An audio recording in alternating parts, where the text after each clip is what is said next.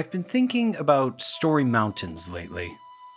A story mountain is a simple narrative structure, a blueprint pulled from stories told before to help guide stories yet to be. There are traditionally 6 points on Story Mountain. Using the animated Batman episode The Laughing Fish as an example, first, there's the introduction, understanding where we are, who's involved, what's going on, a general once-over on the situation. Gotham City, Joker and Batman, and all these fish what look like the Joker. Attack, the inciting incident. Somebody kicks things off, one way or another. The Joker goes to City Hall to copyright the Jokerfish and, when rebuffed, issues an ultimatum. Change your mind, or else. Rising action, the ramp-up in the story's situation. Batman learns about the fatal reaction from the fish and a separate compound, rushes to save several of Joker's targets, and puts himself in harm's way to save Detective Bullock. Crisis, the zenith of the situation. Do or die, kill or be killed, one shall stand, one shall fall, etc., etc. Batman and Joker have their final standoff, trading blows for the fate of all of Gotham. Falling action, the aftermath.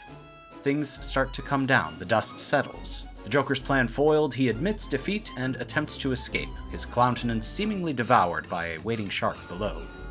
Resolution, the conclusion. The conflict is resolved and we can all chill out, for now. Batman takes a moment to breathe. The city is safe, and whether or not the Joker survives, he's out of the picture for at least a little while. You could take that structure, slap it over all kinds of media, and it works. Books, movies, standalone and franchise, TV shows, episodically and series-wide, and even, dare I say, video games. But here's where video games do things a little different. It's not always a single story mountain from title to credits. It's a mountain range made up of hundreds, maybe more, of these structures. Mario is introduced to the obstacles ahead, starts moving towards them, jumps, dodges, and sticks the landing. More obstacles await, so he starts over again, repeating the mountain several times before hitting the level's finish line, or resolution. But Mario's not what I've been thinking about. Instead, I've been thinking about how the mountain lays over the modern Wolfenstein and Doom games, the Vampire Survivors to Crawler's Pipeline, and Resident Evil Requiem. If you're good, pack your bags. We've got one heck of a mountain to climb.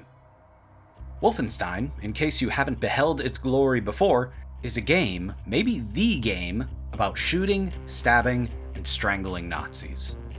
The modern entries, the New Order and the New Colossus, follow the short-term mountain structure pretty closely. Introduction, taking the situation, room layout, how many Nazis are around, where the commanders are. Attack, go in guns blazing, or start picking off Nazis from the shadows. Rising action, maintain your momentum through the opposition or make a hard pivot after being caught. Crisis, overcome the last of the opposition. Falling action, regroup, pick up the scattered items, prepare. Then you start over at the introduction again, moving to the next space and the next set of Nazis what need braining. We assume, like with Mario, that the true resolution comes later. Now, to talk more about Wolfenstein, we should talk about Doom. Doom was designed, marketed, and plays as an adrenaline-focused, reflex-driven bloodbath. A fast, frenetic trek all across Mars and Hell to make every single demon in sight a past tense noun. Introduction, a voiceover, a send to voicemail, and some low-stakes demon punching. Attack, a gore nest that needs ripping, rising action, demons that need tearing, crisis, clawing your way back from near death with a well-timed glory kill, clearing last dredges out, falling action, the demons are dead, the quarantine is lifted, and you get ready to do it all over again. We assume, as we are wont to, that the resolution comes later. The rising action starts again, propelling you forward and upward. A new place, new demons, a new arena, more baddies, the high never fully fading before you jump right into the next climb. You reach the end of the level, and surely, this is where you get your resolution. No, your eardrums get blasted by a Mick Gordon guitar shred, and you're thrown right into the next level to do it all over again. And to clarify, not a complaint. That steady, game-long rising action is one hell of an experience. The arenas get bigger, the guns get shootier, the demons get tougher, everything gradually ramps up until you kill Mother Brain dead. Plot happens, you finally roll credits, and you know this story has finally hit its resolution. Narrative cliffhangers be damned. If you imagine the story mountain of Doom, it starts down low, ratchets up, settles for a moment at the end of a battle, then ratchets up again, and it just keeps ratcheting for the entire runtime. By the time you reach the summit of the final mountain in the range, you could high-five the moon. Doom is an experience defined by escalation. Wolfenstein stands opposite Doom by reveling in the resolution, not just at the end, but throughout. Rather than immediately going from one thing to the next without catching your breath, its missions are largely self-contained. Kick off the mission, complete the objective, then things generally calm down for a moment. The first mission, for example, sees players introduced to the world and setting through Blazkowicz's internal monologue. The attack as the Nazi defensive line fires at his plane, the rising action as Blazkowicz and his team push into the Nazi stronghold, the crisis hits as he's forced to make an impossible choice, the falling action as the remaining team makes their risky escape, the resolution as Blazkowicz floats along the water, grievously injured but no longer in immediate danger. Next, you escape a hospital and join an ally at her grandparents' home for rest and a little light information extraction. Resolution. You break through a series of checkpoints and, with a minor hiccup, peacefully ride the train to your destination. Resolution. You do a prison break and escape to a resistance hideout. Resolution. There are still plenty of instances of rising and falling action, what with all the Nazis that need ballistic re-education, but between the moments where you're keyed in, it has time to breathe and settle.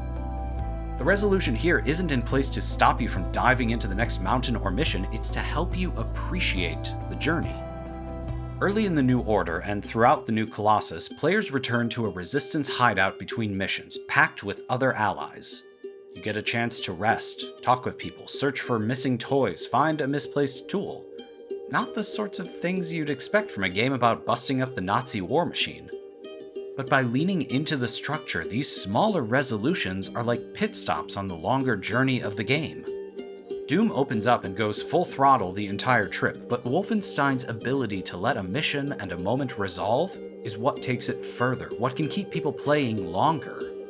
The resolution both excites you for the fight you know is coming and also gives you a break from that fighting, helping you to appreciate it more when you're in it.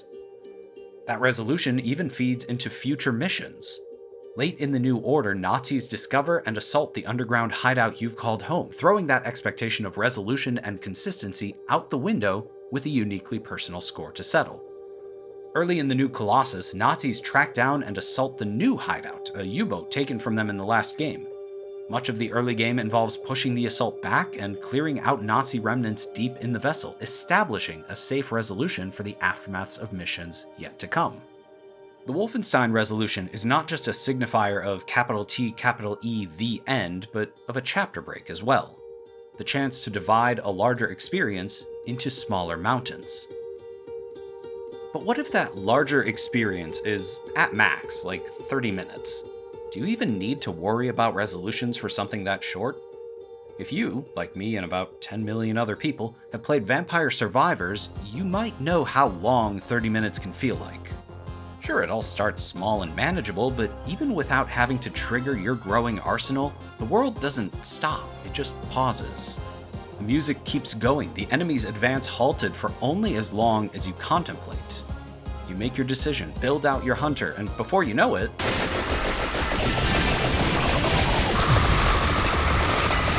you know how it is.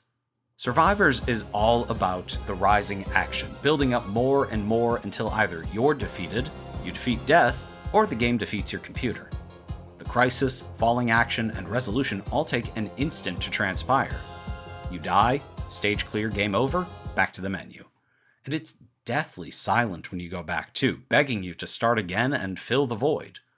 No introduction, the attack is you pressing start, and then it's all rising action. And it's a lot, even when you enjoy it. That's the key difference between Survivors and Vampire Crawlers. In Crawlers, there is something of a mountain at all, without ever sacrificing the aesthetic of excess and spectacle that so defines the Vampire gameplay loop. As a dungeon crawler game, players navigate around a series of small labyrinths and encounter various enemies stationed throughout. By defeating them, players get more powerful and can hopefully overcome the boss of the floor to descend to the next level. Overcome so many floors, and you win, although death always comes for us in the end. Break it down on the short term. Introduction. You take in the paths available to you, what stands in your way, what you want to get to, and what the easiest way is to get there. Attack. You choose your path and trigger the fight. Worth noting, only you can trigger the fight. Rising action. You start playing your cards in whatever powerful sequence you can muster, action, reaction, attacking, defending, staying in the fight, and making the most of whatever your hand is. Crisis. The final stand, pushing the last dredges of opposition off the screen, maybe by the skin of your teeth, maybe to a flurry of animation. Falling action, their sprites fade, experience is gained, maybe you get to pick a new card or upgrade for your deck. Resolution, fight's over, take a breath if you need it, and let's go explore what's next. It all still holds to the long-term structure as well. The longer you play, the more powerful and numerous your deck of abilities and your enemies become, so the rising action takes you higher, while the falling action doesn't drop you as low as you were before. So even though the peaks are growing ever taller, there are still valleys between them to provide structure to the experience. Even going back to the hub area between crawls, there's a town with music and aesthetic to it rather than the silent menus of yester Survivors, a place for a full resolution to stick around for a minute. Plan out your next run, swap out your crawlers, spend your hard-won cash, enjoy the relative quiet before you start the climb again. This is a large part of how I've been able to recommend Vampire Crawlers to folks. It plays differently, fundamentally and structurally, from Vampire Survivors. The peaks and valleys of a more formulaic mountain give players the chance to catch their breath. It's not go, go, go, go, go, die. It's go, plan, prepare, go, explore, upgrade, go, then die. There's still a frantic melody to everything, but now there are beats of calm between the measures, and having that time means more people might be able to enjoy this kind of game. I mean, it's easier to hike up a mountain if you can stop to rest every once in a while, right? Now that's a lot of talk about structure, how the way one mountain is structured can fundamentally change an experience. And then, as I played Resident Evil Requiem, I was seeing double. Two mountains laid over each other, in concert with each other, but still each their own structure. Entries like Resident Evils 2 and 7 went hard for the survival horror elements. Low lighting, claustrophobic rooms, cautious progress. Resident Evils 3, 4, and 8 went more for the action horror vibe, faster movement, open spaces, exciting set pieces. Requiem is an anomaly, combining both of those disparate playstyles into one cohesive game.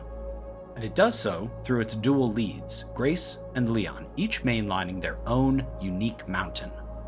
Grace takes center stage during the survival horror sections.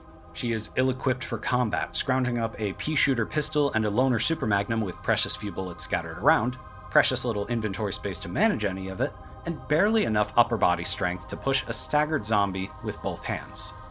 Her first-person perspective is more nerve-wracking, on-screen information is limited, and health information only displays in general colors when she's hurt. In order to craft her own supplies, she has to track down a commodity that can be found on the corpses of defeated enemies, forcing her to risk engagement in order to restock. Leon, conversely, is the lead for the action horror sections. Having fought through several biohazardous outbreaks already, he is trained for both close quarters and ranged combat, and can carry enough armaments to act as a one-man army. His understanding of firearms, unlike Grace, allows him to upgrade his weapons in the field. From a third-person perspective, he is more aware of everything moment to moment. His information is displayed more thoroughly. Health and body armor are displayed as quantifiable meters. He's always equipped with a combat axe for chopping and parrying. With all of that, Leon can take on anything in the field, no matter how grotesque. Each of their gameplay mountains would do well as its own entity. They both have before, but combining them creates a new experience entirely. Grace's loop, for example, is cautious, clocking the layout and any active threats in a new space, engaging the space, either avoiding or attacking the threats, completing combat or narrowly escaping, coming down from the encounter and moving past it and on to the next one. She's on the back foot, playing defense, resources are scarce, and then, as we get accustomed to her cycle, we switch. Leon is direct. He enters a new space, engages the active threat, fights back with his abilities and armaments, overcomes the threat, reloads and prepares for what's next, and proceeds the next undead to wander into his sight. He's playing offense, able to stagger, attack, and parry the zombies surrounding him en masse. and when we get accustomed to his cycle, we switch back again. Two mountains laid over one another, neither overstaying its welcome before we start climbing the other. That switch between the mountains is like a soft reset, tuning our gameplay to a different mode without fully forgetting how it feels to play the other one. And we don't want to forget, because the gameplay mountains are intertwined with story mountains too. I'll only touch on the early game swaps, so the larger plot details will still be hazy. The game starts with Grace making her way through a long-abandoned hotel. The experience is largely unnerving, peppered with moments of sharp fear, but when she encounters a powerful enemy, she's powerless to take him on or escape. She is subdued, and at Grace's point of crisis, the game cuts to black. From there, play swaps to Leon. For the time being, Grace's story is locked in stasis because her story beat hasn't actually reached the resolution. But even as we are anxiously awaiting that resolution, we also have to concentrate on Leon's immediate situation. His story intertwines with Grace before he quickly has to address the chaos of an outbreak, moving through an infected city block to deal with a horde of zombies. He's good at his job, dispatches them easily, and looks ahead to what he has to do next. But wait, something's wrong with his hand. He's running out of time. Cut to black. Now Leon's story is locked in stasis. What's wrong with him? Will he be able to save Grace despite what's going on with him? Unknown, because we switch over to see Grace's resolution. Although captured, she finds a way to free herself and escape captivity. The cycle starts over again. Grace is trapped in an isolated section of a building, hatches a plan to escape, evades the horrifying creature creeping around the area, and reaches her means of escape, but is dragged back by the creature before cut to black. We're back to Leon, having tracked down where Grace has been taken. Chaos and a firefight ensue, the search for Grace reaches a fever pitch, and he's able to rescue her, giving her story its resolution. Before they can team up, though, they are separated, leaving Leon at the mercy of a powerful enemy and Grace and players alone in a new place. Leon's fate is unknown. Because one of the stories always remains unresolved, we are always ready to jump back to the other gameplay mode too, from horror to action, back and forth for the sake of the story and the experience. The mountains are independent, and yet they support each other throughout the entire game. Both Grace's and Leon's stories use cliffhangers, leaving us at the moment of crisis without a resolution of what comes next. A character is in immediate physical danger, makes a risky decision, a looming threat or big question hovers over them. Instead of moving into the falling action and resolution, it makes you, the player, stick with the unknown for a moment, locked in a state of wondering. What happens with Grace next? How will Leon get out of this predicament? What does this new information mean in the big picture? Think about it, but not too much. We're focusing on the other mountain now, too. The mountain is a structure as much as it is a promise. You'll get your resolution, just maybe not now.